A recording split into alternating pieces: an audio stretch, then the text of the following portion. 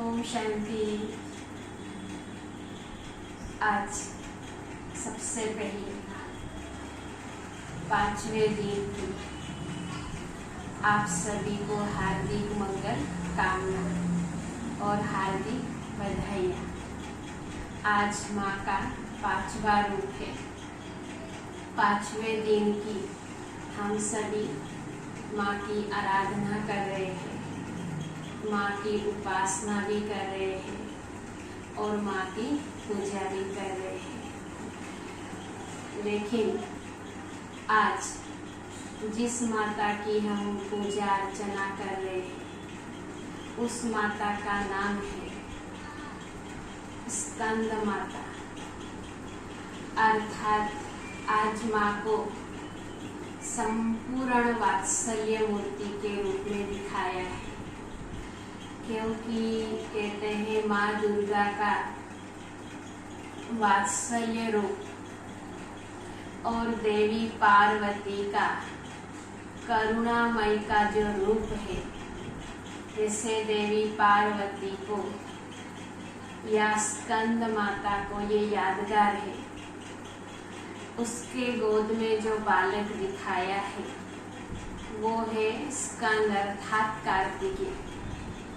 आज माँ को स्नेहमय का रूप दिखाया है, क्योंकि एक माँ का जो रूप होता है बच्चों के प्रति वो वात्सल्य मूर्ति का होता है, स्नेह मूर्ति का होता है। और इसके लिए आज का जो माँ का रूप है, जैसे कहा जाता है कि जब परिवार में हम सभी को माँ का रूप देखने मिलता है तो उस माँ के अंदर हम आज नारी का 5वां स्वरूप भी देखने वाले हैं। सबसे पहली एक बात आती है कि ये कथा है, कहानी है कोई, कि स्वामी विवेकानंद थे। वो जब अमेरिका गए, अमेरिका में एक अंग्रेज उसके सामने आया और अंग्रेज ने आकर के स्वामी जी को पूछा कि भाई आपके भारत के अंदर भगवान से पहले माँ को पूजा जाता है क्यों, या को माँ को ज्यादा महत्व दिया जाता है क्यों? तो स्वामी जी मुस्कुराए। उन्होंने कुछ नहीं बोला, लेकिन मुस्कुरा करके उस अंग्रेज को कहा कि सामने पत्थर पड़ा है, शायद उसका 2 किलो वजन होगा। और उस पत्थर को उन्होंने कहा कि आप उठा के ले गया।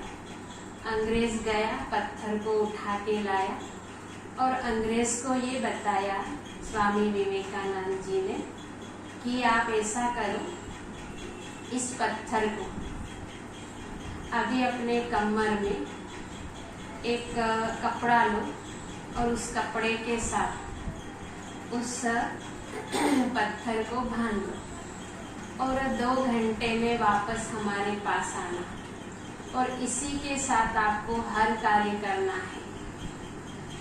अंग्रेज वापस गया और जाकर के उसको हर कार्य उस पत्थर को बांधे हुए करना था। तो पत्थर के साथ अंग्रेज कोई कार्य नहीं कर पा रहा था और 1 ही घंटे में वापस आया और सीधा आकर के स्वामी जी को बोला कि मुझे आपसे कोई सवाल भी नहीं चाहिए और मुझे आपको कोई प्रकार का प्रश्न नहीं करना है।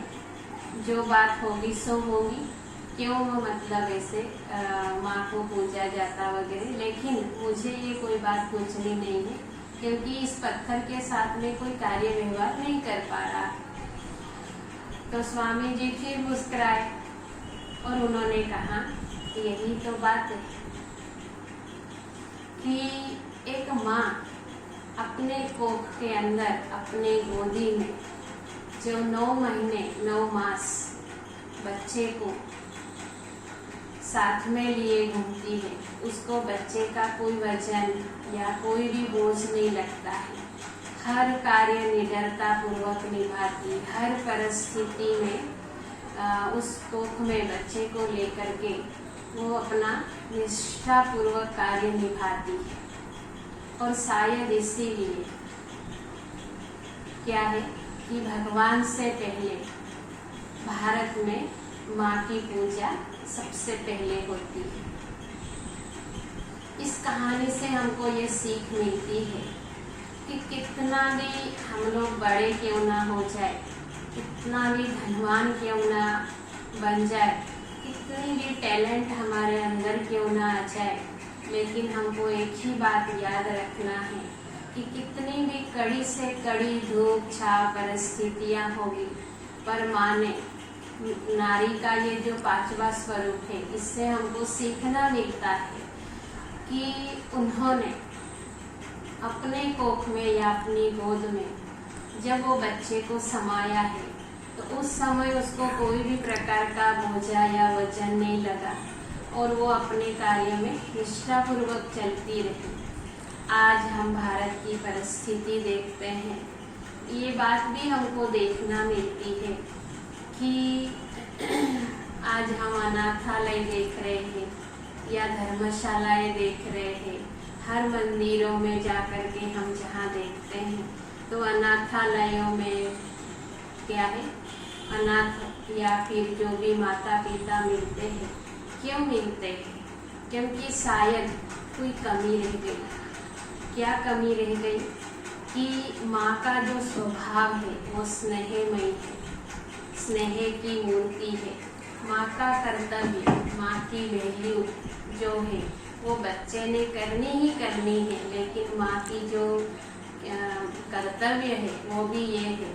इससे हम पता लगा सकते हैं, क्योंकि आज अनाथालय क्यों बढ़े, क्यों बढ़े?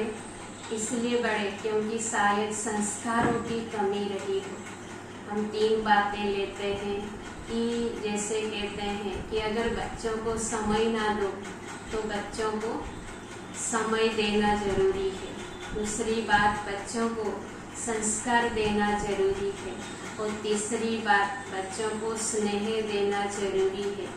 आज की माताओं को, बहनों को बात ये हो गई है कि भाई हम नौकरी करने जाते हैं, पैसा कमाने जाते हैं, तो उस वजह से क्या हो गया, पैसा तो कमा लेके आएंगे तो पैसा धन बहुत हो जाएगा, पर जिस बच्चे की आपके ऊपर एक जिम्मेवारी है, हम कहीं जिम्मेवारी तो नहीं भूल रहे हैं, हमारी एक जिम्मेवारी बनती है, एक कर्तव्य बनता है कि जिसकी रचना हमने रची है, सृजनशीलता तो हमारे अंदर आ जाती है, लेकिन जिसकी हमको पालना करनी है, वो पालना में अगर कमी आ गई तो जैसे कहा जाता है कि बच्चे को अगर आप छोटा सा एक खिलौना नहीं देंगे तो वो थोड़ी देर तक रोएगा, लेकिन अगर बच्चे को अगर आप संस्कार नहीं देंगे तो वो हमेशा जिंदगी भर रोएगा। और शायद हम इसका उदाहरण भारत में देखते हैं कि जहाँ संस्कारों की कमी आई है, बच्चों को स्नेह की कमी आई है, या फिर समय देने की कमी आई है, तो आज क्या करते बच्चे, माता पिता को अनाथालय में भेज देते हैं। फिर हमारी समस्या बनी रहती है, कंप्लेंट बनी रहती है कि बच्चे हमको नहीं देखते हैं। तो शायद आगे का भविष्य, आगे का जीवन ऐसा ना हो। तो ये नवरात्र में हमको देखना मिलता है कि आदि स्वरूप माँ का स्नेहमयी करुणामयी स्वरूप, माँ के अंदर ये वात्सल्य मूर्ति कहाँ से आई? क्योंकि परम पिता परमात्मा को कहा जाता है प्रेम का सागर। परमात्मा प्रेम का सागर है और प्रेम का सागर परमात्मा अपने बच्चों को, अपने बच्चों में स्नेह मूर्ति देखना चाहते हैं। करुणा वाली मूर्ति देखना चाहते हैं, वात्सल्य की मूर्ति देखना चाहते हैं, क्योंकि भगवान से पहले माँ को पूजा जाता है।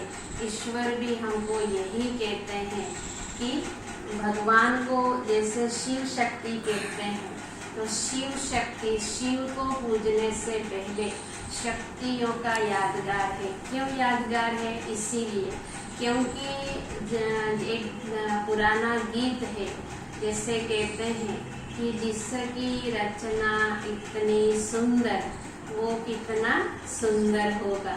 तो शिव को कहा जाता है सत्यम शिवम सुंदरम, तो वो है सत्य, शिव है, सुंदर है, उससे ही हम वो शक्ति प्राप्त करते हैं। लेकिन बात ऐसी आती है कि जब हमारे अंदर वो वात्सल्य आएगा, स्नेह आएगा, तो हमारा माँ का स्वरूप निखर आएगा, तब हम हमारा कर्तव्य में पास हो सकेंगे। दूसरी बात ये बताया है कि माँ का आज का जो रूप है दुर्गा माँ का या स्कंद माता का, कि माँ के लिए कहा जाता है। दूसरी बात ये है कि जैसे माँ की पूजा आराधना करने से मोक्ष के द्वार जो है वो खुल जाते हैं। सच ही कहा है। क्यों? क्योंकि परमात्मा को मुक्ति, जीवन मुक्ति दाता कहा जाता है। तो परमात्मा हम सभी बच्चों को अपने घर मुक्ति धाम ले जाने के लिए आए हैं। तो उससे पहले उसका जो गेट है, दरवाजा है, वो कौन खोलेगा? तो वो बच्चों के द्वारा ही खोला जाएगा। और इसके लिए इस माता के अंदर वो निडरता, वो शक्ति, वो पवित्र, वो स्नेह की शक्ति उसमें भरी, उससे वो शक्तियाँ पाई। इसके लिए माँ के द्वारा बताया गया है कि मोक्ष की प्राप्ति भी हो जाती है और अनंत सुखों की प्राप्ति भी मिल जाती है। और इसके लिए ये गायन है कि माँ मोक्षदारिणी भी है। दूसरी बात हम ये देखते हैं माँ का जो स्वरूप कैसा होता है। हमने महाराष्ट्र में देखा है कि छत्रपति शिवाजी है, तो छत्रपति शिवाजी को जो संस्कार भरे गए, जीजा माता ने जो संस्कार भरे, निडरता पूर्वक भरे, और बिल्कुल कोई भी विपरीत परिस्थितियों को, बिल्कुल भी